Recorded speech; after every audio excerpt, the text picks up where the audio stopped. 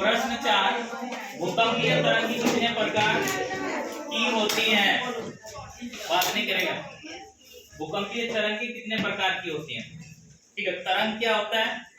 पानी जो शांत बाल्टी में रखा हुआ रहता है उसमें छू देना थोड़ा सा, ठीक है, लहर जैसा उठता है, वही तरंग है। ठीक है, किसी भी चीज को जब हम देंगे तो आसपास थोड़ा सा कंपन जो होता है वो तरंग है। ठीक है, तो भूकंपीय तरंग कितने प्रकार की होती है? देखिए, भूकंपीय तरंगे 3 प्रकार की होती हैं। ठीक है, पहला जो है पी तरंग, जिसको कि प्राथमिक तरंग भी कहते हैं, और दूसरा है एस तरंग यानी कि सेकेंडरी। ठीक है, और तीसरा है एल तरंग।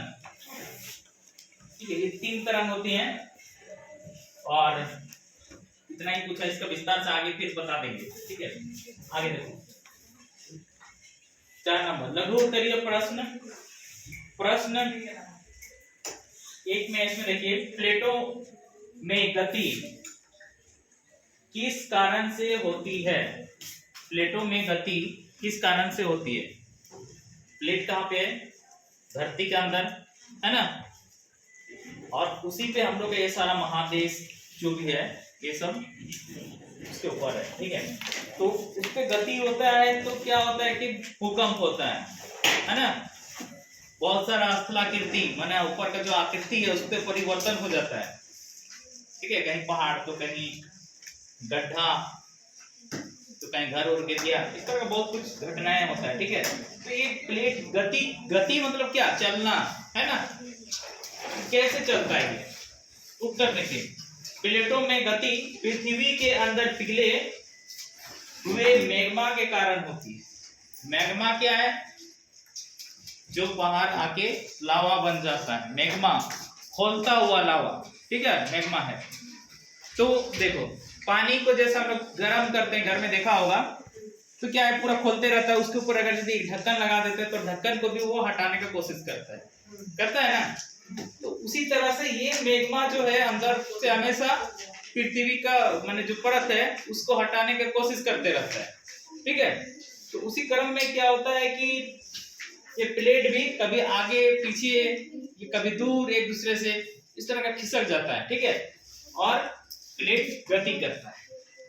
ठीक है, अगला देखो, प्रश्न 2 नंबर, ज्वालामुखी कितने प्रकार के होते हैं? प्रत्येक का एक उदाहरण दीजिए। ठीक है, ज्वालामुखी कितने प्रकार के? अभी ज्वालामुखी तो जान गए, अब वो कितना तरह का होता है और कैसे होता है। ठीक है, देखिए उत्तर, ज्वालामुखी 3 प्रकार के होते हैं। 3 प्रकार का ज्वालामुखी होता है ना। पहला है सक्रिय या जागृत ज्वालामुखी।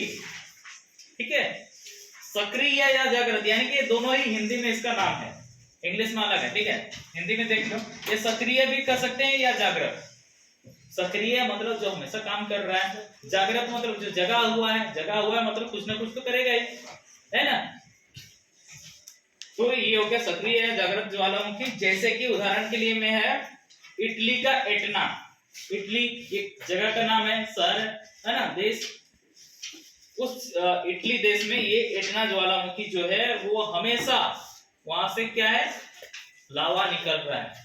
ठीक है, गर्म पिघला हुआ लावा निकल रहा, आग निकल रहा है, धुआं निकल रहा है। ठीक है, तो ये हमेशा सक्रिय है। उसके बाद है 2 में देखिए, प्रसुप्त ज्वालामुखी या सुसुप्त ज्वालामुखी भी हुआ। ये कौन है? जो सोया हुआ है। सोया हुआ क्या है, कभी भी उठ सकता है, उसका उठने का कोई निश्चित टाइम है। आधा घंटा बाद भी उठ सकता है, 1 घंटा बाद भी उठ सकता है, या 5 घंटा बाद भी उठ सकता है, लेकिन उठेगा ही। ऐसा थोड़ी है कि सोया रहेगा, हमेशा सोया रहेगा। कोई भी सोया रहता है? नहीं रहता है ना, कभी तो उठेगा ना। बीमार पड़ा है तो 2 दिन सोया रहेगा, उसके बाद तो उठेगा। तो उसी तरह से ये ज्वालामुखी है, प्रसुप्त, सोया हुआ है। कब उठेगा उसका पता नहीं है, लेकिन उठेगा जरूर, है ना। तो उसी तरह से ये है इंडोनेशिया का क्राकोटोआ। और ठीक है, इंडोनेशिया में ये क्राकोटोआ ज्वालामुखी जो है प्रसुप्त ज्वालामुखी का उदाहरण है। कहने का मतलब है कि इस पे हमेशा ज्वालामुखी उद्गार नहीं होता है, कभी कभी अचानक हो जाता है ना। उसके बाद देखो तीसरा है शांत ज्वालामुखी। शांत ज्वालामुखी, इसको मृत यानी कि मरा हुआ ज्वालामुखी भी बोल सकते हैं, ठीक है। जैसे अफ्रीका का किलिमंजारो, ये क्या हुआ, कभी यहां भी खूब जोर लावा निकला, ज्वालामुखी उद्गार हुआ, आग राख और लावा जो होता है वो सभी निकला यहां से, लेकिन अब दोबारा नहीं निकलेगा, ये खत्म हो गया पूरी तरह से, उसका रास्ता पूरा जाम हो गया और उस जगह में दोबारा होने की कोई संभावना नहीं है, ठीक है। यानी कि वो शांत हो गया, मर गया। मर जाने से आदमी शांत होगा ना, हिलेगा, है तो वैसे ये शांत हो गया, ठीक है। तो ज्वालामुखी कितने प्रकार का है, 3 प्रकार का, सक्रिय ज्वालामुखी, प्रसुप्त ज्वालामुखी और शांत ज्वालामुखी यानी कि मृत ज्वालामुखी, ठीक है, 3 प्रकार से।